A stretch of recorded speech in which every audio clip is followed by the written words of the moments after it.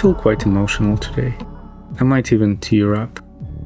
It's been a year and I worked really hard, but I finally managed to finish it.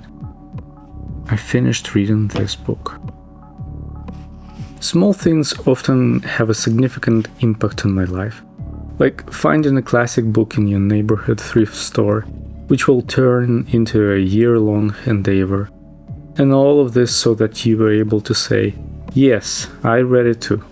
Or watching a random YouTube video about music trackers. I've known about trackers for a long time, but I was never interested in them. The process felt clumsy to me, more like programming than writing music. When I saw the price tag for Dirty Wave M8, I did a quick research and found the free and simpler alternative, Little GP Tracker. And eventually it became part of how I write music now. The process and approach is quite unique, and I decided to separate it into a different project. But at the same time, I feel like my main music project, Cotetco, has been put on hold for a while, due to small things mainly. Cotetco project is somewhat different from what I've been releasing recently. For example, the previous release was more orchestral, acoustic, quieter, calm, not in a meditative way, more reflective and slightly melancholic. Like music for a theatrical performance, yeah. Around that time I was rereading the book by John Fowles, The Magus. It's one of the weirder books that I've read, ever. I like the atmosphere of the book so much that I kept returning to it every once in a while. Rereading it while working on the album felt surprisingly fitting. I think the music absorbed a lot of emotions I had while reading the book. You know, small things like this. If you are in the right mood, you might want to go and check out Moods and Stories. Music in general is supposed to trigger emotions. I can only speak for myself, but these tracks definitely do that for me. I spent a lot of time trying to understand why this album feels different to me. And I think I have one theory. It feels fluid, not locked to the grid, not fully fixed. Parts of it literally aren't. A music tracker still has a built-in structure, but you can bend it by shortening phrases. There is a lot you can do there, but it's still nowhere as open as sitting with a field recorder, a synth, a guitar, or a piano. That's where the guitar pedals become really important for me, especially the weird and generative ones like Chase Bliss Mood. I use them in two different ways, which are kind of similar, but they are distinctly different in my head. The first one is more deliberate. I usually start with a simple guitar or piano idea, send it through pedals, and record the result back into a DAW.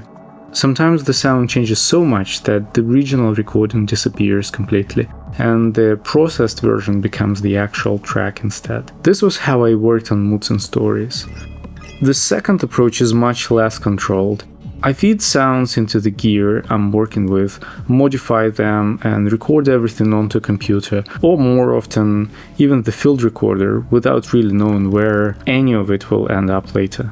There is no arrangement yet, no structure, just small fragments, my own sample bank.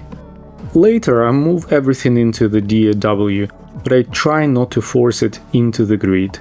The instinct is always to quantize recordings, meaning fitting it perfectly to the beat, and log them to the tempo.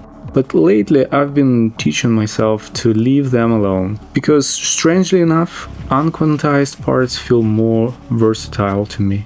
You can mute one layer, write something else on top of it, then bring the original recording back and slowly shift the timing until something suddenly clicks. Sometimes the most interesting moments happen almost by accident. And I think this is why releasing the next album has been strangely difficult for me. When Moods and Stories came out, I was already halfway done with the next release. Shortly after that, the album has been basically finished, but it still hasn't been released to this date, due to small things.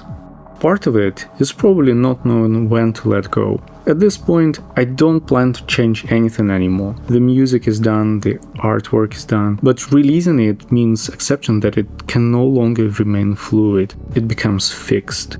I know some artists update releases later, especially with digital distribution, but I think you probably understand what I mean. But I guess now, since I feel so much more free, I will finally get to it and just let it go. And in the meantime, I think I'll play with my toys. And if you feel inclined to watch someone do something, not really knowing how to do that properly, you might want to join me.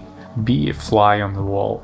It's one of the beautiful things of having music as a hobby. Because of this occasional prolonged gaps and breaks between working on music, you forget stuff. You don't remember how to approach things. And this way you rediscover old things as if you find them for the first time.